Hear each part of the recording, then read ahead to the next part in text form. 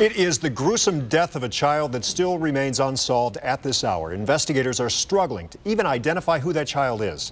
It was back in September when remains were found on Cleveland's west side, but police couldn't tell it was a 4-year-old until months later. Since then, investigators have been pleading for help from the public for any clue that would identify not only the child, but who may have caused his death as well. News 5's Homa Bash sat down with investigators and has the latest. For 4 months, someone has been missing a 4-year-old. The child skeleton found behind this vacant home on Longmead Avenue in late September. Dozens of tips leading detectives nowhere. No one stepping forward to claim this child.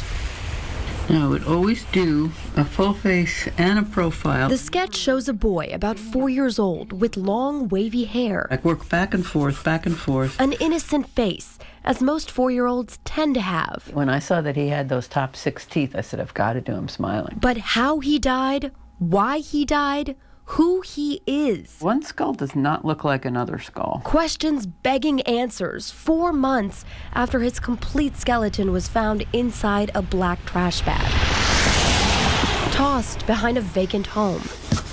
Those questions are why Dr. Linda Spurlock, a forensic artist, That's why I work on him a while. created this sketch using his skull. He even looked like a little boy to me already. The bones were discovered by a landscaper on September 20th.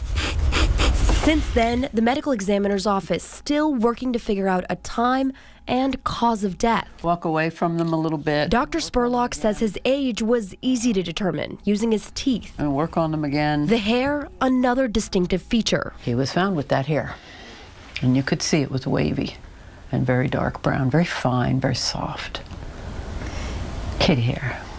A morbid mystery, detectives also desperate for answers. It's hard to explain a sudden absence of a child like that. I mean, all of a sudden, the kid was just gone. Detective Tim Entenach. I've been in homicide almost 17 years, and this is the first case I've had with a child skeletal remains.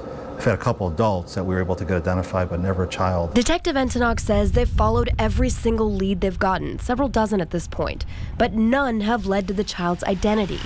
They need that before they can figure out who's responsible for his death and how they should be punished. He was once a living person. Now, he's dead and just tossed to the side. For detectives and for Dr. Spurlock, it is a waiting game, hoping someone sees something in this sketch. We're told the medical examiner's office is doing DNA testing to find a possible parent or siblings, but so far, nothing has confirmed this child's identity. Someone out there is missing a child. If you know something, you can call in anonymously. Reporting in Cleveland, Homa Bash, News 5.